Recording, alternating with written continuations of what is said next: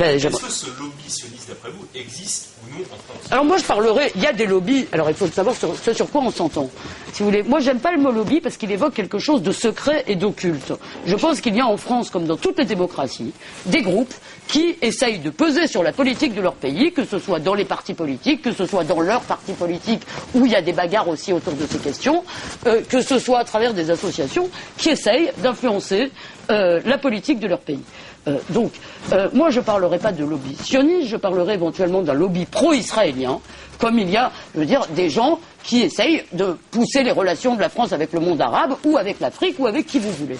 Donc, il y a des gens qui sont pro-israéliens, des sympathisants d'Israël, des amis d'Israël en France.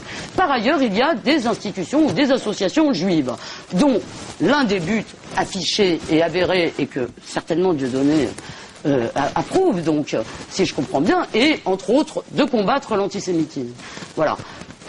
Pour ce qui est d'un lobby puissant, si ce lobby était puissant, comment expliquez-vous, je veux dire, qu'il y ait des milliers ou des millions de gens qui puissent manifester, si vous voulez, pour clamer le règne d'Israël? Comment serait-ce possible? Pourquoi, alors que ce lobby, ou les représentants d'un certain nombre d'associations juives ont protesté quand on a invité Kadhafi, quand on a invité Hafez al-Assad, est-ce que ça a empêché qui que ce soit? Enfin, donnez-moi les manifestations concrètes, je veux dire, de la puissance de ce lobby. Alors quoi? Les médias, donc Dieudonné, les médias vous empêchent de parler. Alors, c'est simplement effectivement une mainmise, notamment sur les médias. C'est évident pour moi. Évident à quoi? Je prendrai mon propre exemple pour éviter de rentrer dans une sorte de paranoïa que vous décriviez tout à l'heure, sorte de complot. Moi, je ne crois pas au complot. Non, vous croyez juste que le sionisme est responsable de tous les malheurs du monde. Mais vous ne croyez pas au complot, par ailleurs, bien sûr. Non, je n'aime pas cette logique du complot. Non, vous pensez que le sionisme est responsable de tous les malheurs du monde. Mais vous ne croyez pas au complot, je l'en conviens. Je comprends que vous auriez envie de penser à ma place. Écoutez, je ne peux pas vous empêcher de dire tout et n'importe quoi. Non, vous ne pouvez surtout pas m'empêcher de vous lire et de vous écouter. Bon, écoutez... Pardon.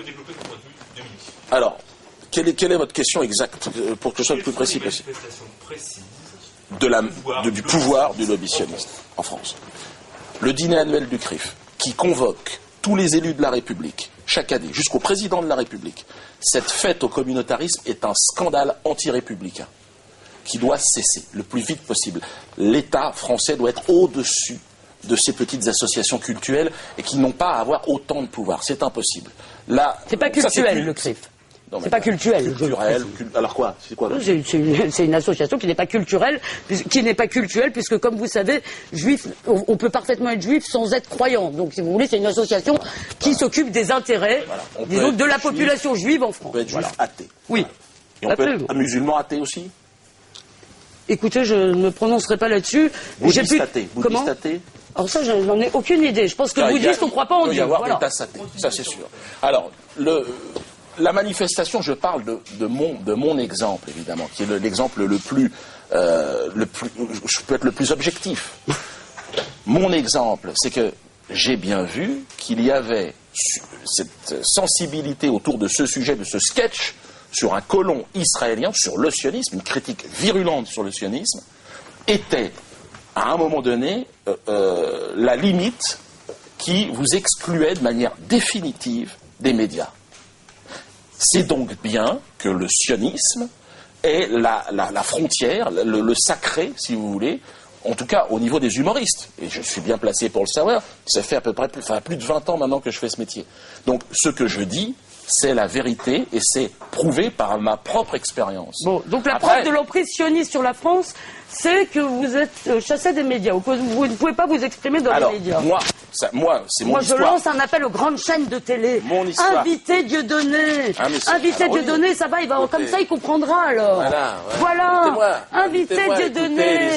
Le 20h de TF1. Invitez-moi. Voilà. Avec je suis désolé, moi j'en ai pas le pouvoir. Voilà. Je pense que c'est une bonne idée. Mais comme ça, effectivement. C'est pas raisonnable. Mais non, mais pourquoi c'est pas raisonnable? C'est pas raisonnable. Les gens pourraient comprendre qu'il n'y a de vous inviter, mais moi, je vous le répète, je pense vraiment que c'est toujours contre-productif d'empêcher quelqu'un de parler. Voilà. Ça, c'est clair. Je suis vraiment pour qu'on vous laisse parler. Oui. Mais enfin, excusez-moi, vous parlez quand même, vous avez créé un parti pour ça. L'emprise sioniste. Mon expérience. Non, mais à part vous. Mon expérience. Il semblerait que sur mon exemple personnel, On comprend mon mode de fonctionnement et ma logique. Il y a une petite logique. Voilà. Sur les autres, alors dans une liste, on est 26. Et chacun, dans cette liste, avec son parcours, son vécu, arrive avec la même histoire. Mais chacun a eu son grain de sable juif, quoi. Chacun a eu des emmerdements avec son juif, et il en veut à tous les juifs. À tous les sionistes, pardon. Il est très important de dire qu'il y a des juifs sur la liste. Donc, alors, oui, des sortes de juifs honteux. Moi, j'accuse personne. Les gens sont juifs comme ils veulent. Je ne sais pas comment vous allez les définir. Moi, j'accuse personne. D'accord, d'être un juif honteux. Les gens sont juifs. Il est assez folklorique, votre rabbin, il faut dire. Il est assez rigolo. Je ne suis pas juif. À la fin de son intervention, je ne vais pas commencer à critiquer. Mais je vais vous dire ce qu'il propose à la fin de son intervention, votre rabbin. J'ai regardé sur Internet, et à la fin, il dit que, quand même, avec un peu de chance, les juifs honorables, ceux qui se seront bien comportés, pourront rester en Palestine avec le statut que leur confère l'islam, c'est-à-dire le statut de 10 000. Il est sympa, votre rabbin. Alors là, mais vous savez, vous me faites penser à Le Pen quand il sortait son bon arabe ou son bon noir. Je veux dire, vraiment, ah oui, c'est vrai, c'est vous. C'est vous maintenant. C'est ça, oui, Sur un autre sujet, parce qu'on n'a plus beaucoup de temps, c'est un point qui revient souvent dans le discours de Dieudonné et de ses codiciers. Que pensez-vous de l'existence de mouvements comme la LDJ ou le Bétard en France, qui sont visiblement interdits, en tout cas c'est leurs arguments, aux États-Unis ou à Israël? Écoutez, d'abord, sur le droit, si vous voulez, je pense que nous avons un droit, nous vivons dans un état de droit. S'il y a dans le Bétard, les statuts du Bétard et de la LDJ, et dans leurs activités, je veux dire, quelque chose qui est contraire au droit français, eh bien qu'on les interdise. Voilà, tout simplement, et je n'aurai aucun problème avec ça. Deuxièmement, je le répète, moi, je pense que le combat doit se mener sur le terrain des idées. Voilà. Et je n'ai pas envie. D'abord, je ne mène pas un combat ni au nom des Juifs, pas au nom des Juifs. Je n'aime pas je pense que c'est le problème de tout le monde. Voilà. Je pense que les idées de Dieudonné sont dangereuses pour tout le monde. Je pense que vous emmenez ces populations de gamins qui subissent déjà des injustices. Vous êtes en train de leur bourrer le crâne avec l'idée que tous leurs malheurs viennent des Juifs et des sionistes. Alors moi, je leur réponds, ce malheur ne vient pas des Juifs. Ni des sionistes. Il vient des sionistes, ah bon, comme cette personne. Et évidemment, vous devez vous battre et vous réveiller. Et vous émanciper de ce type de discours paternaliste, insupportable. Vous êtes nés libres et vous mourrez libres. Voilà ce que je vous dis. Et avancez, ensemble. On va gagner. Et donc vous... Non mais attendez. LDJ et Bétard, juste en quelques phrases, on connaît votre position, mais... LDJ et Bétard, bon, moi je les ai côtoyés, enfin bon, c'était par des petites séquences de 2-3 minutes.